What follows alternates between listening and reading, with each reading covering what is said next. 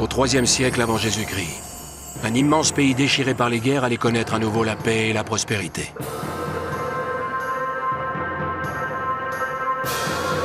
Les aristocrates retrouvèrent leur vie de luxe et de plaisir, et l'espoir d'en profiter ad vitam aeternam, voire beaucoup plus longtemps.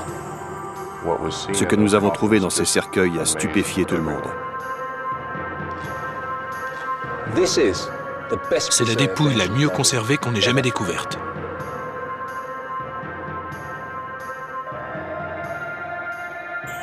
Cette enquête archéologique passionnante dévoile les secrets d'une très vieille dame qui avait tout misé sur l'éternité.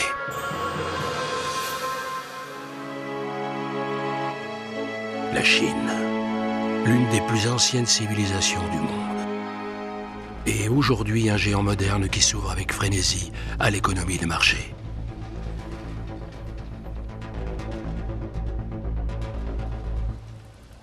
Cette Chine moderne où l'on construit à tour de bras se heurte constamment à des vestiges du passé. Et le long travail des archéologues a déjà mis au jour des choses étonnantes.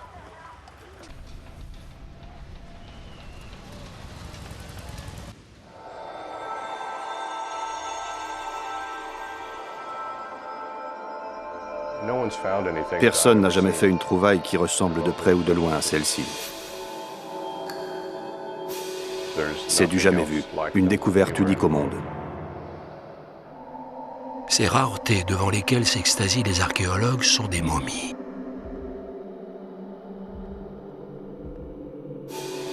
Mais des momies qui ont traversé les âges comme aucune autre. Ce sont les corps embaumés de personnes mortes il y a plus de 2000 ans et qui ont mystérieusement échappé au dessèchement et à la putréfaction.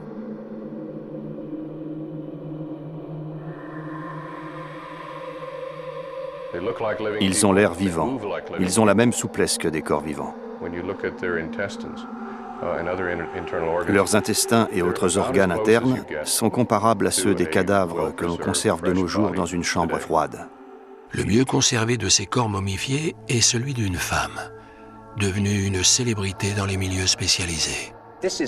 On n'a jamais trouvé l'équivalent, même en Égypte. Toutankhamon fait figure de dépouille toute ratatinée et desséchée, à côté de cette femme extraordinairement bien conservée. Serait-ce un savoir-faire comparable à celui des Égyptiens dans l'art de la momification? Il fallait donc que les Chinois, eux aussi, croient fermement dans l'au-delà. Pendant toute leur existence, ils ne pensaient pour ainsi dire qu'à la vie après la mort. Ils étaient persuadés que l'immortalité était à notre portée, mais qu'il fallait trouver la bonne formule.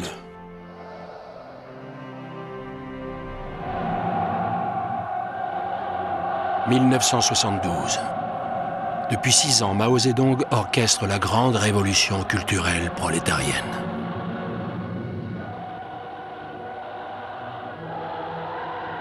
Il compte sur la jeunesse contestataire, ces fameux gardes rouges pour détruire les symboles d'un passé décadent.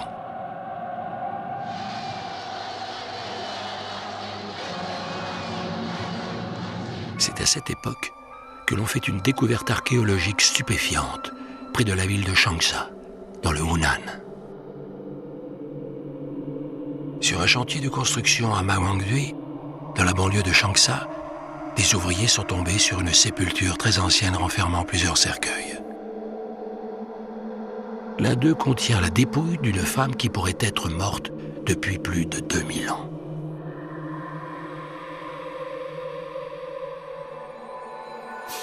Stupeur des archéologues envoyés sur place.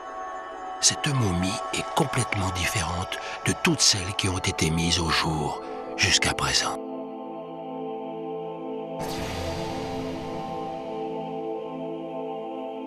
Des experts chinois se réunissent pour statuer sur le sort de cette trouvaille. Personne ne veut prendre la responsabilité de la disséquer.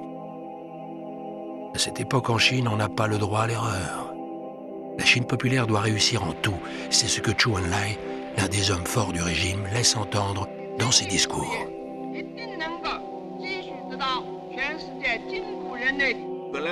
Chou En-lai nous avait ordonné de ne pas toucher aux reliques appartenant à notre patrimoine culturel, sauf si nous étions absolument sûrs que c'était sans risque. Les endommager c'eût été manquer de respect à nos ancêtres et à la patrie. Donc nous évitions de manipuler ce que nous trouvions dans les tombeaux. Pas un seul des spécialistes ici présents ne veut se risquer à autopsier la momie de Ma Wang-dui. Mais soudain, dans cette assemblée, un jeune anatomopathologiste inconnu va lever la main. Il s'appelle Pang Longqiang. Comme dit le proverbe, le veau qui vient de naître ne redoute pas le tigre. J'étais jeune, je n'avais peur de rien, et je décidai de me charger de l'autopsie. Sous l'œil des censeurs, scientifiques chevronnés et dignitaires politiques, Pang Longqiang donne un premier coup de scalpel.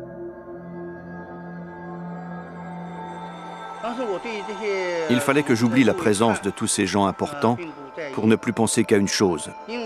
Je m'étais porté volontaire pour pratiquer cette autopsie et je ne pouvais pas échouer. Je me concentrais donc sur la question de savoir comment cette femme était morte. Pang Longqiang réussit une dissection historique. Et ce qu'il découvre va laisser la communauté scientifique internationale bouche bée. Le cadavre de cette femme morte il y a 2000 ans est si parfaitement conservé que sa chair et ses tissus ont gardé leur élasticité. Elle a toujours ses cheveux et le postiche avec lequel on l'a enterrée.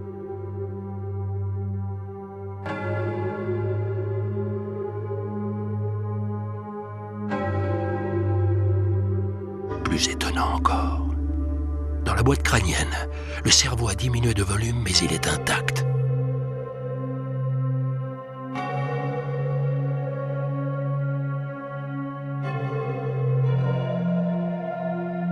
L'incision du thorax n'est pas moins stupéfiante. Les organes internes sont à leur place et à peine défraîchis.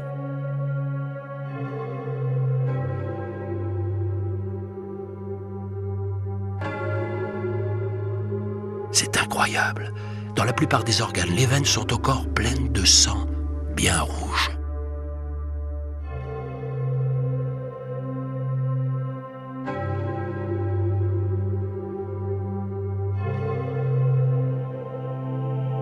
Plus de 30 ans après cette mémorable dissection, la momie de Ma Wang-dui continue d'étonner les anthropologues légistes du monde entier, comme John Verano de l'université de Tulane.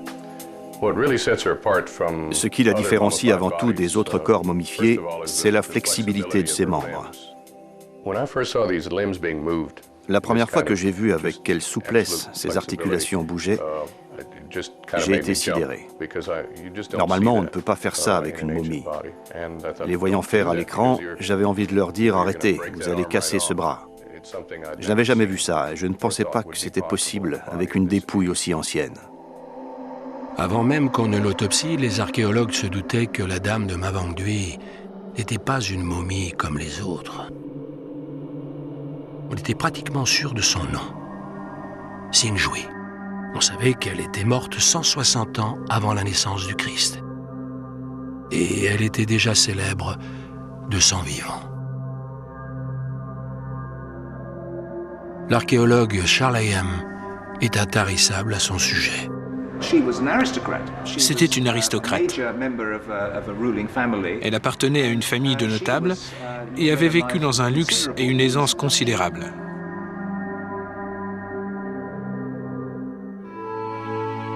Xingjue était l'épouse du richissime marquis de Dai.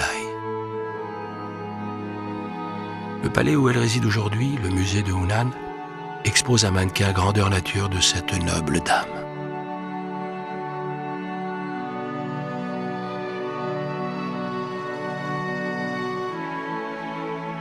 L'artiste l'a voulue svelte et gracieuse, mais en réalité, l'autopsie du professeur Pang Longqiang laissait entrevoir tout autre chose.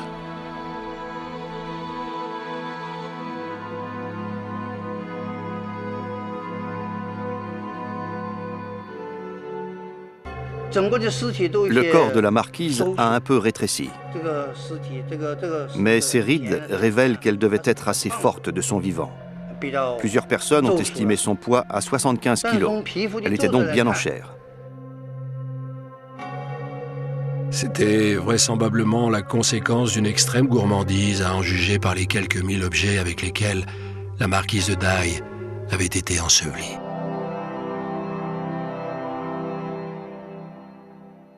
Les 2 tiers de ces trésors étaient des victuailles ou des boissons. 30 petits paniers de bambou contenaient des poires, des prunes, des pousses de soja, mais aussi des os de porc, de bœuf, de faisan et d'une dizaine d'autres animaux.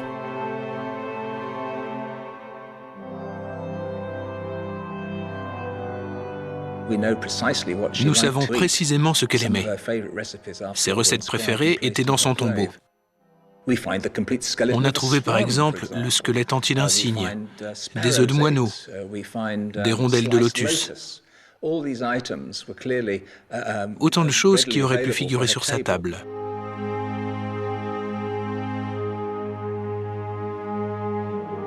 En même temps, dans l'au-delà, Xingjue entendait être servie avec le raffinement auquel elle était habituée.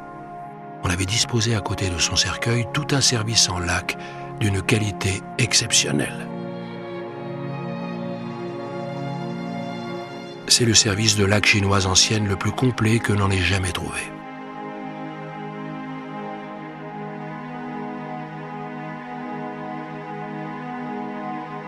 La bannière funéraire en soie peinte qui drapait le sarcophage de la marquise la représentait en route pour le paradis. Une âme gourmande s'acheminant vers un éternel banquet.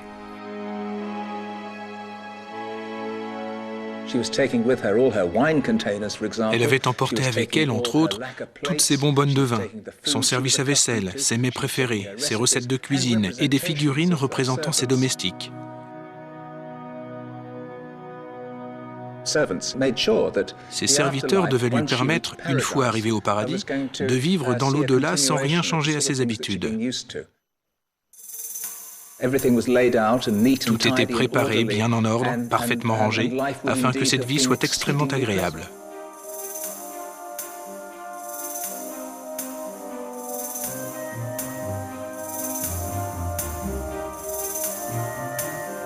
Pour rien au monde, Xingjue n'aurait laissé une chose aussi insignifiante que la mort gâcher son plaisir de vivre. D'ailleurs, elle vivait déjà sur Terre comme au paradis, et dans un luxe inouï. Elle conviait très souvent ses amis de la bonne société à de grandes fêtes.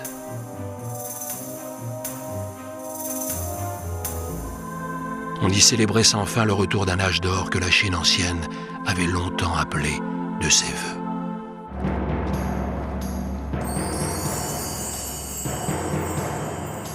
Pendant des siècles, la Chine n'avait été qu'un immense champ de bataille. Les petits États voulaient conquérir toujours plus de territoire. Même les riches et les puissants passaient toute leur existence à guerroyer.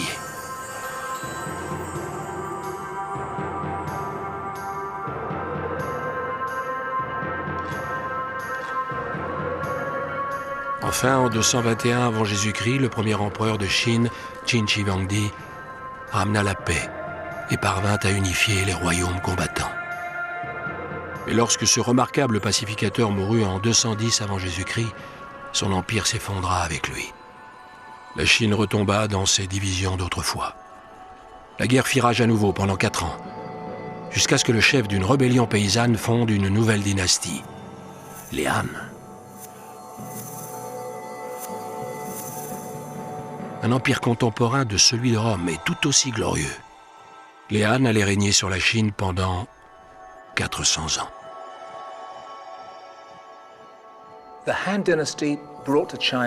La dynastie Han a apporté à la Chine paix, prospérité et richesse. Les gens ont pu enfin recommencer à s'amuser. Ils avaient retrouvé le goût de la fête. Surtout les gens fortunés comme la marquise de Dai. Elle pouvait se permettre d'organiser pour ses amis des banquets somptueux, inoubliables.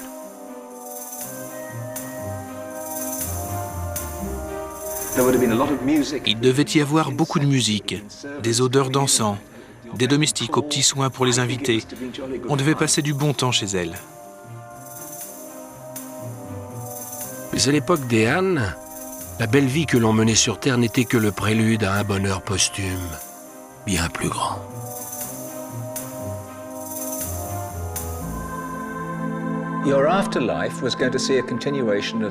La vie dans l'au-delà était la suite de l'existence conviviale, raffinée, cultivée et aristocratique que l'on avait l'habitude de mener. Et pour pouvoir en profiter pleinement, il fallait un corps intact. À quoi bon aller au paradis avec votre vin et vos mets préférés si votre estomac n'est plus là pour les recueillir? L'immortalité était une obsession. Seulement les tentatives pour s'offrir la vie éternelle ne réussissaient pas systématiquement. La plus spectaculaire de toutes aboutit à l'échec le plus cuisant.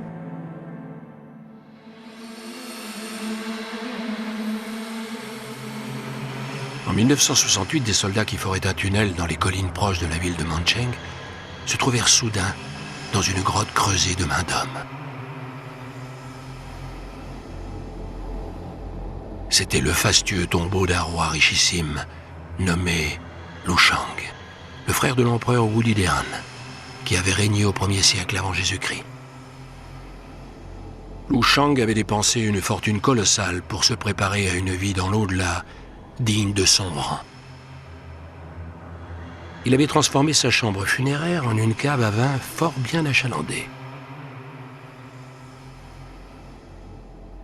Il avait aménagé l'intérieur de son tombeau en une confortable demeure.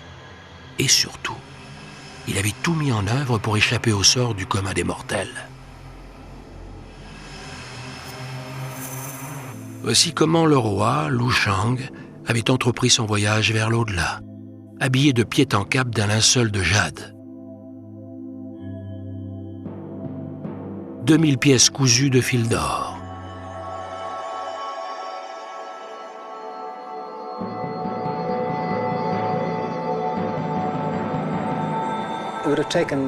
Un artisan devait mettre au moins 10 ans pour fabriquer une seule de ces combinaisons de jade. Le jade est une matière pure, précieuse, merveilleuse, qui avait une valeur inestimable pour les Chinois, et ce depuis des millénaires. Et ils pensaient qu'en cousant ensemble ces plaques de jade, la dépouille mortelle se conserverait éternellement, conférant l'immortalité à celui qui la portait. Quand on ouvre ce linceul de survie, on s'aperçoit que tous les orifices corporels étaient également bouchés avec du jade. Bien sûr, cette armure d'immortalité avait coûté un prix fou. Mais sur son lit de mort, le roi Lu Shang ne devait pas regretter sa dépense puisqu'il était persuadé qu'elle lui assurait une longue vie dans l'autre monde. Il se trompait. Ouvert 2000 ans plus tard par des archéologues, le linceul de jade ne contenait plus que quelques ossements. Même si la marquise de Dai avait pu s'offrir un tel linceul, elle n'aurait pas eu le droit de le porter. C'était un privilège réservé aux membres de la famille impériale. Lu Shang eût été ulcéré d'apprendre que sans bénéficier de cette prérogative, l'épouse d'un vulgaire marquis avait réussi là où il avait échoué. Comment cette femme avait-elle pu braver aussi remarquablement les ravages du temps? Même après l'avoir autopsiée en 1972, les scientifiques ne pouvaient toujours pas répondre à cette question.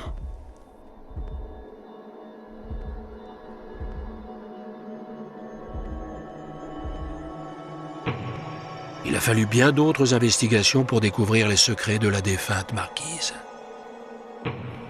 La dissection de Xingzhui fut un épisode passionnant, suivi d'une grande déception. Rien ne permettait de savoir comment la momie avait pu traverser les âges aussi brillamment. 30 ans ont passé depuis et les anthropologues comme les médecins légistes sont toujours aussi perplexes.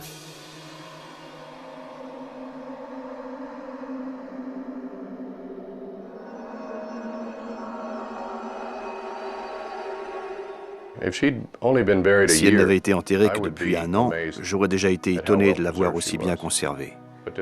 Mais le fait de savoir qu'elle a été inhumée il y a 2000 ans et nous est parvenue dans cet état, c'est stupéfiant.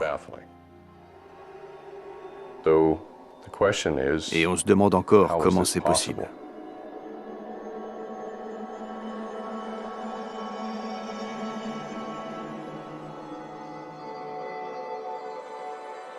Tout d'abord, on a pensé qu'il s'agissait d'un incroyable hasard, d'une bizarrerie inexplicable, pour ne pas dire d'un miracle.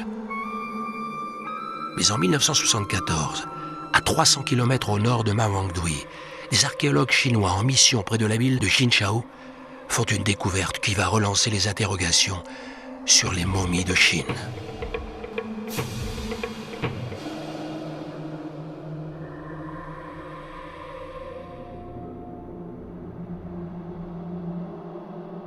Ils mettent au jour une autre momie qui présente apparemment les mêmes caractéristiques que la marquise de Dai.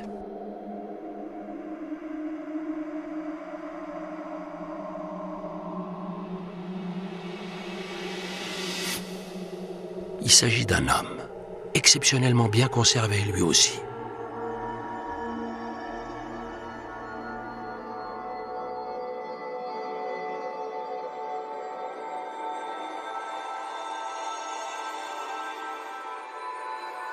À l'instar de Xingjui, il a les articulations souples, les organes élastiques, comme s'il était mort la veille.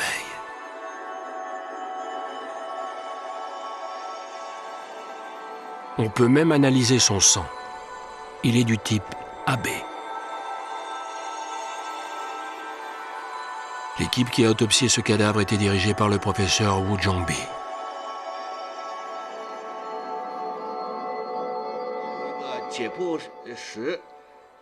Nous étions au mois de juin et il faisait tellement chaud que nous avions tapissé de glace le sol de la salle de dissection.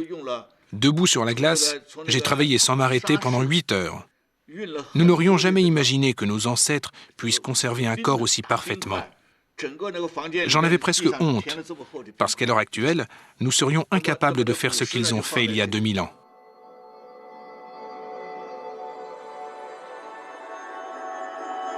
Dans la bouche de la momie, il y avait un seau d'argile portant son nom. Sui. C'était un magistrat mort en 167 avant Jésus-Christ, à peu près à la même époque que Xingjui. 2 des momies les plus anciennes et les mieux conservées du monde avaient été enterrées à quelques années d'intervalle à moins de 300 km l'une de l'autre. Or, cette vallée du sud-est de la Chine, la vallée du Yangtze-Kiang, devait être un cauchemar pour ceux qui s'occupaient de dépouilles mortelles. Le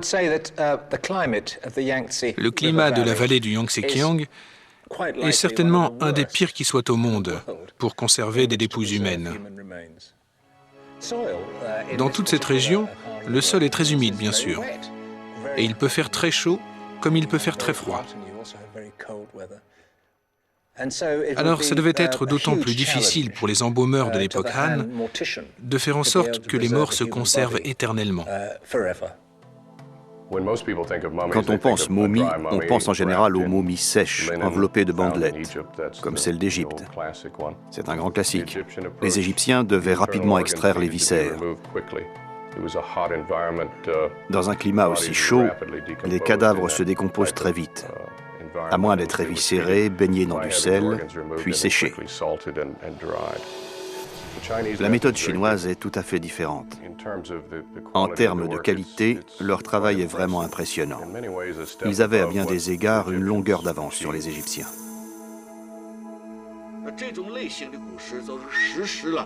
Ces dépouilles ne sont pas des momies. Les momies sont des cadavres desséchés, faciles à conserver. Nous appelons nos dépouilles chinoises des corps frais. On n'en avait jamais trouvé ailleurs avant de découvrir Xingjui. Pour l'archéologue néo-zélandais Charles Hayam, le meilleur moyen de comprendre comment Xingjui a pu conserver une telle jeunesse est de se rendre à Mawangdui et de voir de ses propres yeux le travail inouï réalisé par ceux qui l'ont inhumé.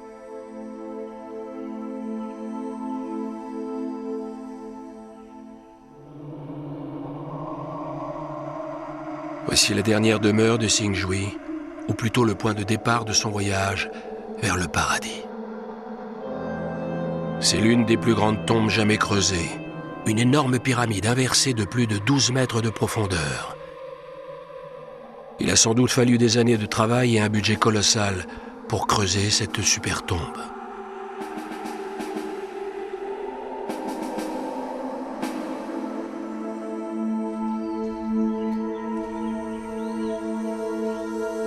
Pourquoi a-t-on pris la peine d'enterrer la marquise de Dai à une telle profondeur? On en a déjà une petite idée quand on pénètre dans la colline de Mavangdui.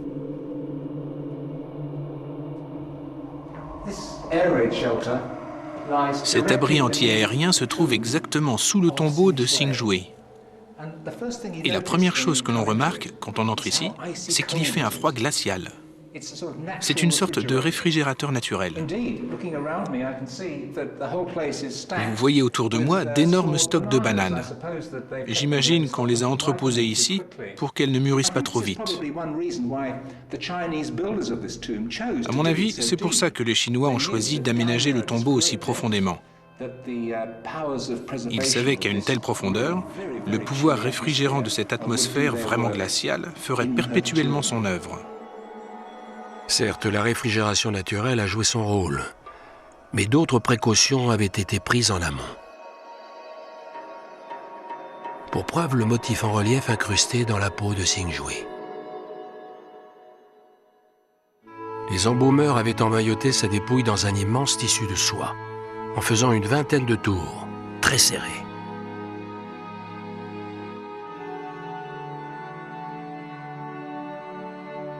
Ce cocon moulant avait pour fonction d'étouffer les bactéries qui auraient commencé à ronger l'organisme de Singjué aussitôt après sa mort.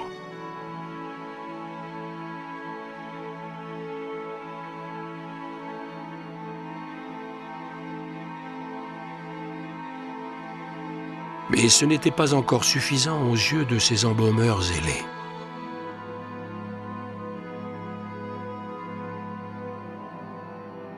Le corps ainsi ligoté fut placé dans 4 cercueils s'emboîtant exactement les uns dans les autres, et chacun des cercueils fut hermétiquement scellé par une épaisse couche de laque.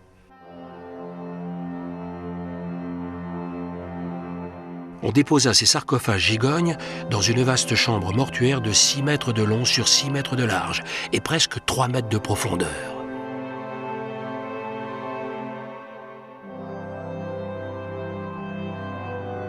Cette sépulture fut noyée dans 5 tonnes de charbon, puis nappée d'une couche d'argile d'1 mètre d'épaisseur, afin de la protéger contre la moisissure.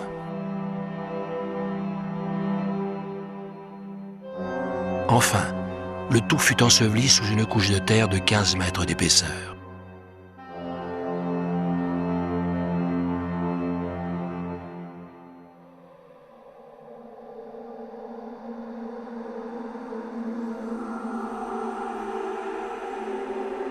La marquise de Dai reposait désormais comme un bijou précieux dans son écrin, sans un atome d'air autour d'elle.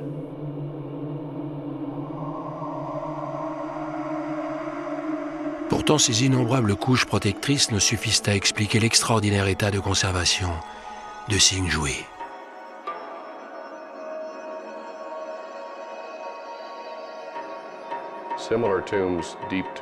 Des tombeaux placés à cette profondeur dans un milieu très froid, on en a trouvé ailleurs. Mais ils n'ont pas assuré une conservation aussi parfaite des dépouilles qu'ils contenaient. Donc à mon avis, il y avait autre chose. Les embaumeurs de la marquise avaient-ils d'autres recettes? Possible, si l'on s'en réfère au Li Chi, le livre des rites qui explique en détail le processus d'embaumement.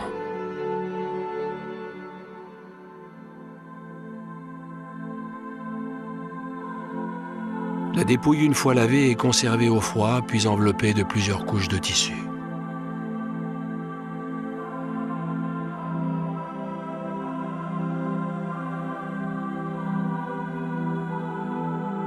On la place ensuite dans le cercueil, mais avant de sceller le couvercle, les embaumeurs y versent un mystérieux liquide, dont la composition n'est pas précisée dans le texte. Cette substance jouait-elle un rôle décisif dans la conservation des chairs? D'aucuns en sont persuadés. En 1972, tandis que l'on emportait la momie de la marquise de Dai vers la salle de dissection, d'autres spécialistes examinaient quelque chose d'intrigant que les archéologues avaient trouvé dans son cercueil.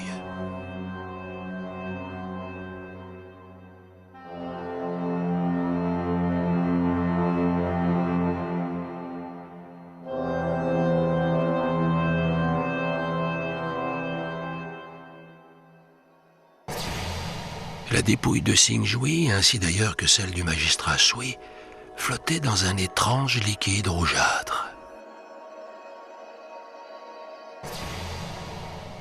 S'agissait-il du liquide que mentionnent les textes anciens? Et cette fameuse substance, était-ce une sorte d'élixir dont la formule était tombée dans l'oubli et qui empêchait la décomposition des chairs? Était-ce bien dans ce liquide que flottaient Sing Jui et le magistrat? Les analyses chimiques de la substance contenue dans les deux cercueils n'ont pas révélé grand-chose de concluant. C'était une solution légèrement acide, contenant des traces de cinnabar, du sulfure de mercure. Le cinnabar dans la médecine chinoise ancienne était censé augmenter la longévité. L'acide et le cinnabar auraient pu servir à détruire les bactéries rongeuses de chair. Mais quant à savoir si le liquide présent dans le cercueil y avait été volontairement versé ou s'il s'agissait simplement d'eau qui avait suinté dans les tombes, les experts n'ont jamais pu se mettre d'accord.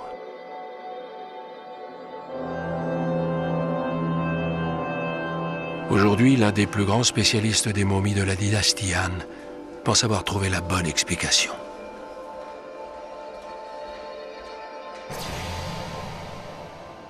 Revenons à la dépouille du magistrat Sui, découverte en 1974 et autopsiée par le professeur Wu Zhongbi. On a vu que quand les archéologues avaient ouvert le cercueil du magistrat, ils y avaient trouvé du liquide. Mais plus curieux encore, sa chambre funéraire, pourtant gainée d'une épaisse couche d'argile, avait contenu de l'eau, elle aussi. Jusqu'à une hauteur d'1 mètre, comme le prouvaient des traces sur les parois extérieures du cercueil.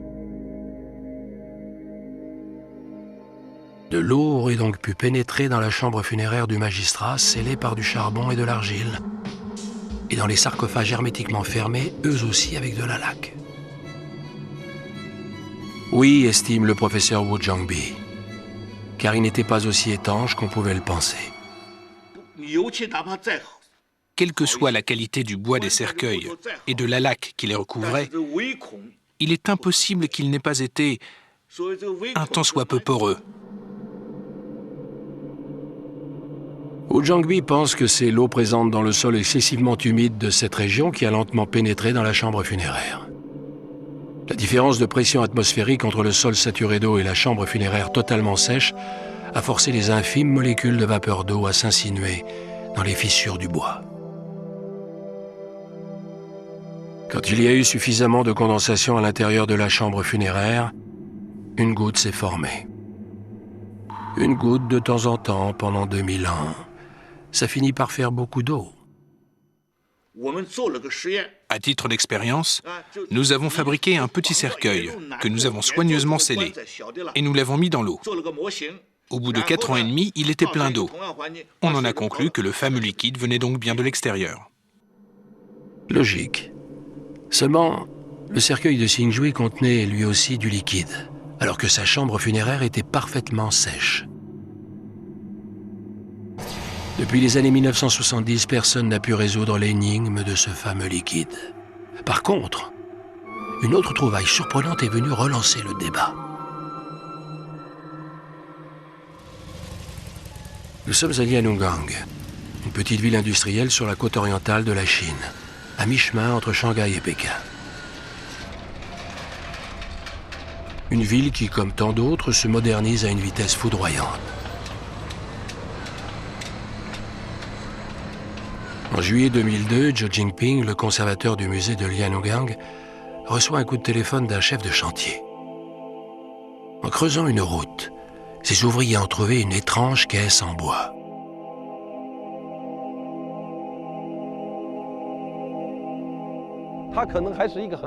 Nous savions qu'il y avait beaucoup de tombes de la dynastie Han dans le secteur. J'ai dit aux ouvriers d'arrêter de creuser et j'ai envoyé des archéologues sur place. Le lendemain matin, un caméraman du musée filme les archéologues au travail.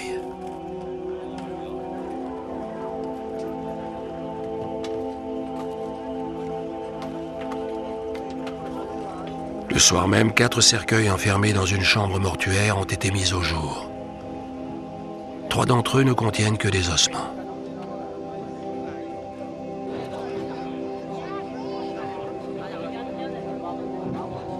L'équipe n'a pas le temps d'ouvrir le 4e cercueil avant la tombée de la nuit.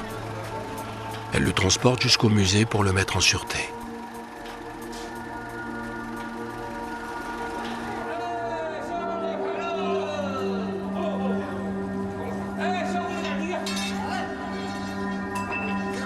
Le lendemain, il faut un long moment aux archéologues pour ouvrir le cercueil très solidement scellé. Enfin, le couvercle cède. Stupéfaction.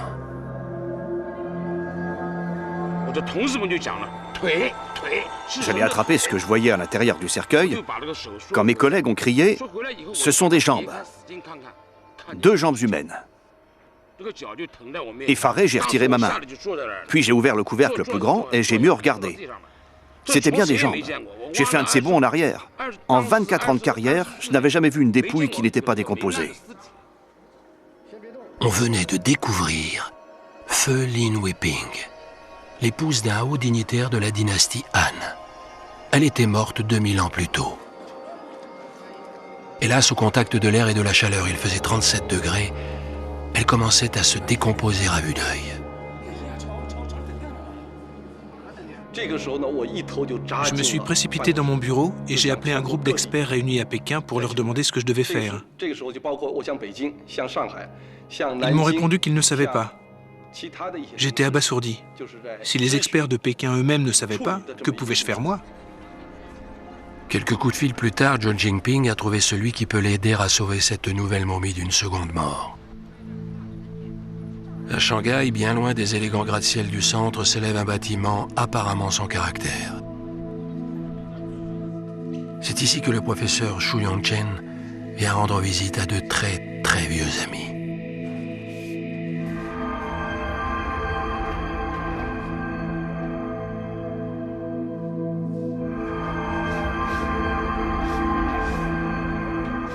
Le professeur Chu est un des anthropologues légistes les plus réputés de Chine. Il a consacré toute sa carrière à étudier les mystères de la conservation des dépouilles humaines.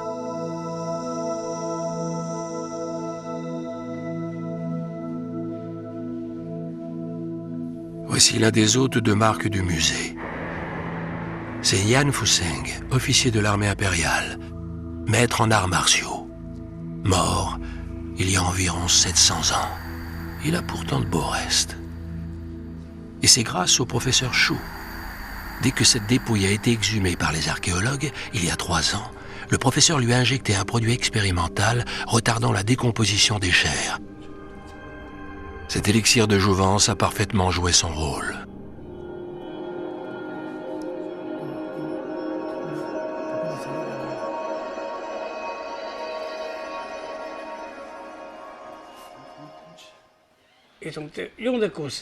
Nous avons fait des analyses pour voir s'il y avait des bactéries ou de la moisissure à l'intérieur de la dépouille. Nous n'en avons pas trouvé. Nous en déduisons que ce produit est très efficace pour conserver les chairs. Et c'est avec ce même produit que le professeur Xu a aidé le musée de Liaogang à sauver la dépouille de Lin Weiping. Une équipe de médecins légistes s'est rendue en hâte à Liaogang pour étudier de près la nouvelle momie.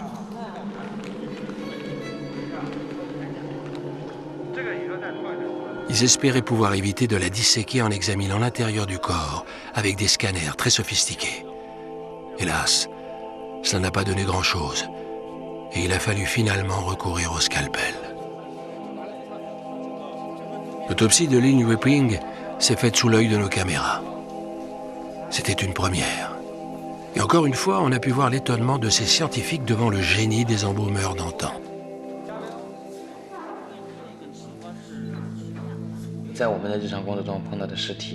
Les cadavres que nous autopsions à notre époque sont déjà fortement décomposés quelques heures après le décès en été et tout au plus quelques jours si c'est en hiver. C'est incroyable que ce corps soit dans cet état au bout de 2000 ans. Aujourd'hui, la dépouille de Lin Weiping a été transférée à Nankin, où des scientifiques l'étudient sous toutes les coutures.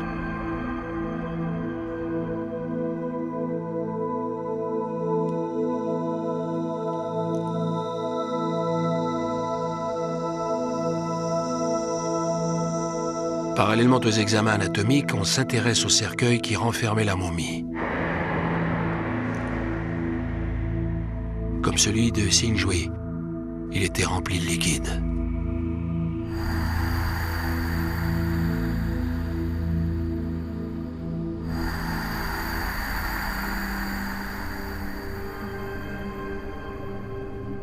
Les analyses ont révélé un taux élevé de magnésium et de sel.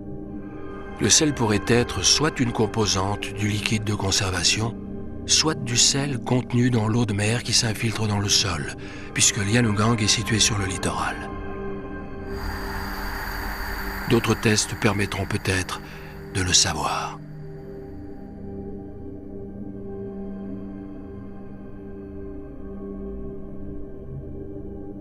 En attendant, dans le débat qui se poursuit, chacun s'en tient à son hypothèse.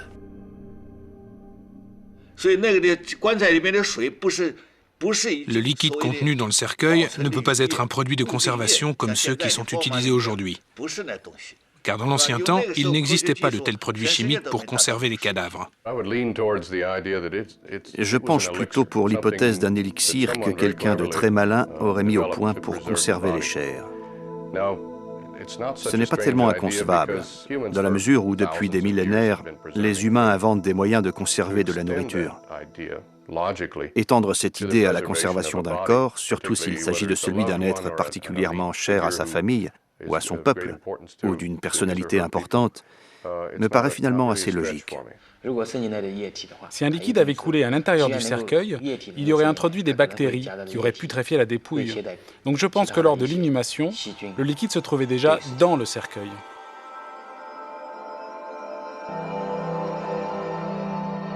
Nous ne savons pas encore exactement ce qui a présidé à l'excellente conservation de toutes ces momies.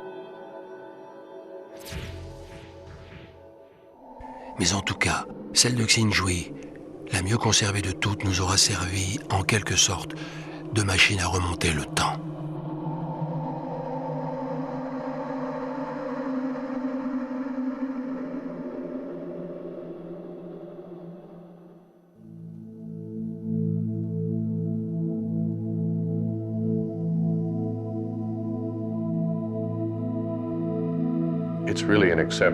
C'est vraiment une sorte d'instantané exceptionnel de la mort de quelqu'un.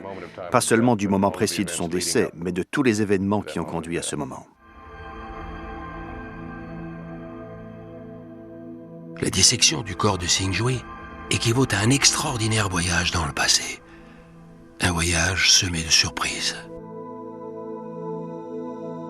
Tandis que la marquise faisait bonne chère avec ses amis, elle était elle-même l'hôte d'une créature indésirable. Un ver solitaire.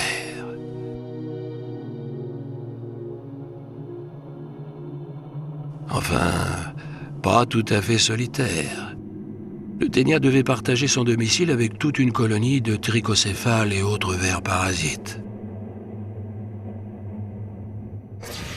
Vivre avec toute cette vermine à l'intérieur de soi était désagréable sans doute, mais pas mortel. C'est autre chose qui a été fatal à la marquise de Dai.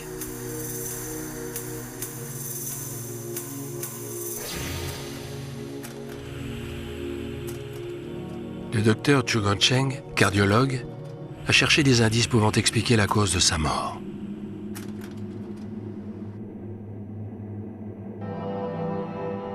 Sur la bannière de soie qui couvrait son cercueil, Xingjue était représentée marchant vers le paradis avec une canne, alors qu'elle n'avait que 50 ans à sa mort. 2000 ans plus tard, les rayons X font la lumière sur cette énigme. Une sacralisation au niveau lombaire.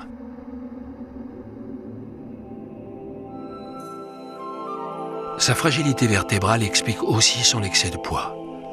On peut imaginer que si son dos la faisait souffrir, la marquise devait être très souvent assise ou allongée.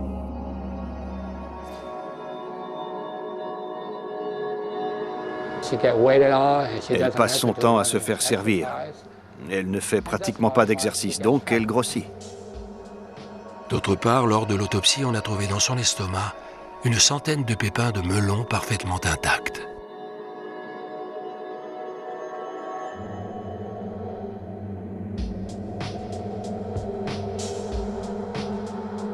Ce qui veut dire que la digestion ne s'était pas encore faite lorsqu'elle est morte.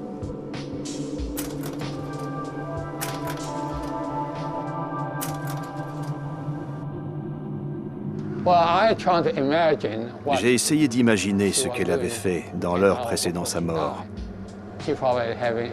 On lui avait probablement servi un repas copieux, avec du melon en dessert.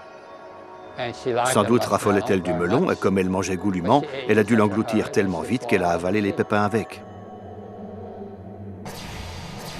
Il y avait un autre indice, plus important encore. Voici la coupe d'une artère coronarienne, presque totalement obstruée par des dépôts de graisse. C'est une des artères de Hsin-Shui.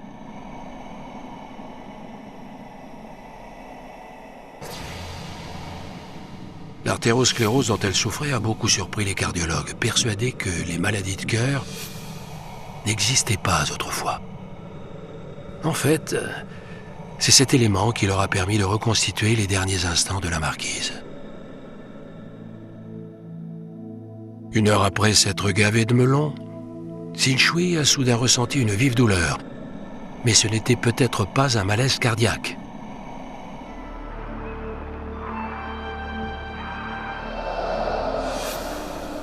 À cause de son excès de cholestérol, la marquise avait également des calculs biliaires.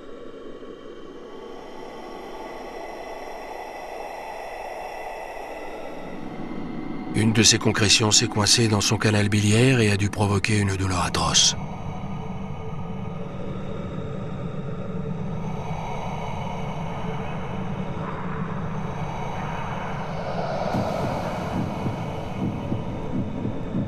Voilà peut-être ce qui a eu raison de son cœur déjà fragile.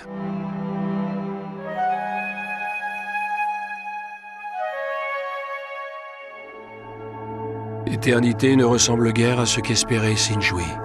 Au lieu de faire éternellement la fête avec ses amis, elle se retrouve sous les regards stupéfaits de très lointains descendants vivant dans une Chine qu'elle n'aurait jamais pu imaginer. Quoi qu'il en soit, elle a acquis une notoriété sans précédent. Entre le moment de sa mort et celui de la découverte de sa sépulture, quelque chose a fait d'elle la momie la plus étonnante de tous les temps.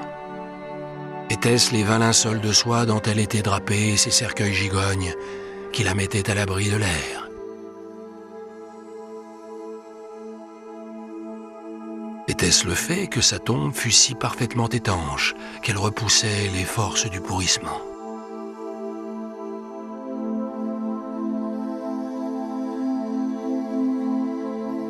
Ou encore, un élixir d'immortalité, une formule secrète dont on n'arrive ni à confirmer ni à infirmer l'existence.